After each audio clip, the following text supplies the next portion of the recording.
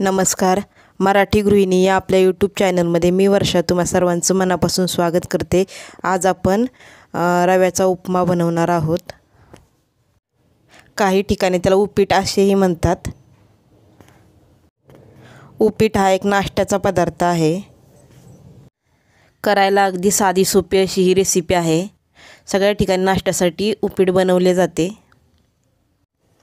Recipe पूर्ण बघण्यासाठी video शेवटपर्यंत नक्की बघा. चला तर मग आपण आपल्या रेसिपीला सुरुवात करूया.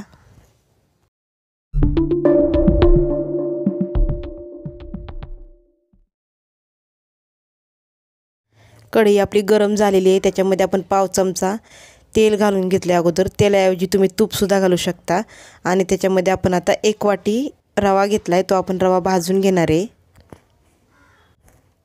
रवा आपल्याला गोल्डन रंगावर भाजून घ्यायचा आहे. सर्व बाजूने एकसारखा असा रवा आपण भाजून घेणार आहोत. गॅस बारीक करून सतत असं मिक्स करत राहायचं, नाहीतर एका बाजूने रवा करपू शकतो. सतत असं मिक्स करत राहिल्याने रवा आपला खूप छान भाजला जातो, सर्व बाजूंनी भाजला जातो. हे बघा, आता आपल्या रव्याचा थोडा थोडा रंग बदली होत चालला आहे. गोल्डन रंगावर आपल्याला भाजून घ्यायचा आहे.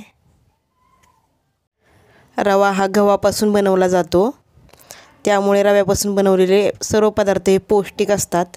लहान मुलांनासुद्धा आपण अशा पद्धतीने थोडं कमी तिखट टाकून अशा पद्धतीने उपीट तयार करून दिलं तर ते सुद्धा आवडीने खातात. तुम्ही बघू शकता आपल्या रव्याला आता गोल्डन असा रंग आलेला आहे आणि आपला रवा आता छान भाजून झाला आहे. आपण एका प्लेटमध्ये काढून घेऊयात. रवा काढल्यानंतर त्याच कढईमध्ये आपण थोडं तेल घालून घेणार आहोत. त्याच्यामध्ये कढीपत्ता घालायचा आहे, 2 ते 3 पानं. पाव चमचा मोहरी घालायची आहे आणि मोहरी तडतडली की मग त्यानंतर पाव चमचा जिरे घालून घ्यायचे. सर्व साहित्य परतून घ्यायचे आणि त्याच्यानंतर मग त्याच्यामध्ये अगदी थोडीशी पाव चमचा आपल्याला उडदाची डाळ घालायची आहे. उडदाची डाळ फोडणीमध्ये घातल्यानंतर खूप छान चव येते उपीटाला. त्याच्यानंतर 2 हिरव्या मिरच्या आपण घातल्यात. सर्व साहित्य आपलं व्यवस्थित परतून घ्यायचे. काही ठिकाणी उपीट बनवताना त्याच्यामध्ये हळद घातली जात नाही. तुम्ही तुमच्या आवडीनुसार, तुम्हाला जर नसेल आवडत तर नाही टाकली तरी चालेल. आता त्याच्यामध्ये 1 कांदा आपण बारीक चिरून घेतला होता तो घालायचा आहे आणि गोल्डन रंग येईपर्यंत परतून घ्यायचा आहे.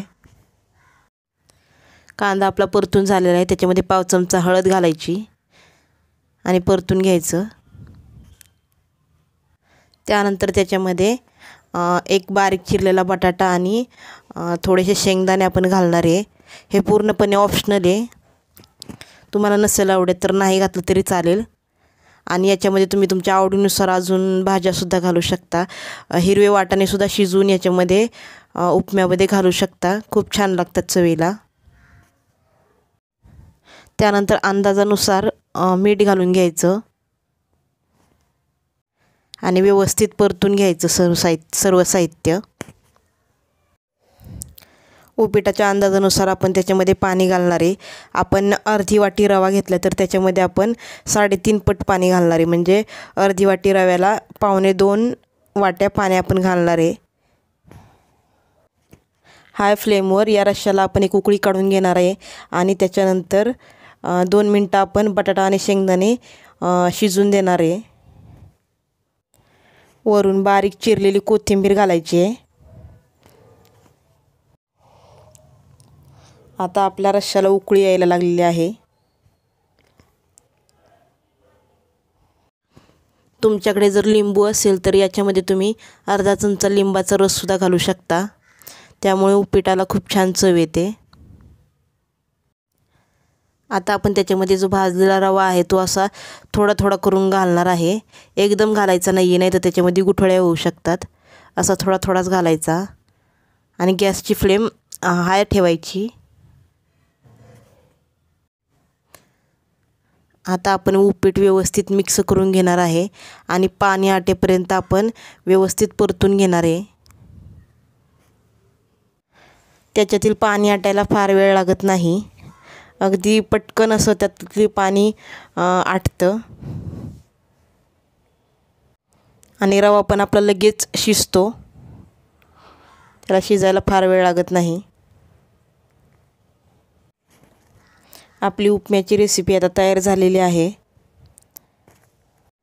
तुम्हाला आजची रेसिपी कशी वाटली कमेंट करून नक्की सांगा आणि आपल्या मराठी गृहिणी या चॅनलला लाईक करा, शेअर करा आणि सबस्क्राईब करा. भेटूया पुढच्या व्हिडिओमध्ये नवीन रेसिपीसह.